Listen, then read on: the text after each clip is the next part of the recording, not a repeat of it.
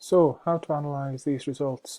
If you go to the right of your spreadsheet, there's a second set of tables there that you've now got to put in Kelvin temperature instead of Celsius. So you need to add 273 to each of the values, 270 for these results to all the results that you had from video here. So, for instance, 24 plus 270 gives 294. You need to add 270 to 300 and so forth. I've done that just here. Try again. So don't copy these results because I've thrown a couple of mistakes in just to make sure that you're actually doing it yourself.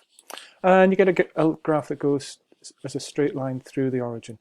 It should be a really nice graph. The main thing is it goes near the origin here. So that shows that we've actually got temperature in Kelvin and pressure in newtons per square meter, kilonewtons per square meter, that will be. It's proportional, it's a direct proportionality. It means that if you double the temperature to 200, you double the pressure to there. So it's a complete linear or proportional relationship, only if you're using Kelvin temperature.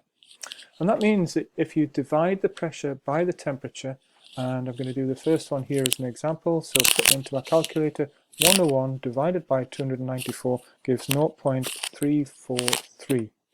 And I'm just going to do that to two significant figures. And you do that all the way down, and you should find that those numbers are more or less the same, which means that pressure divided by temperature is a constant value. In other words, P1 over T1 equals P2 over T2. It would also equal P3 over T3, P4 over T4. So that's where we get the gas law equation that you're going to be putting in your notes. And it only happens because of this graph that the temperature and pressure are directly proportional only if you have temperature in Kelvin.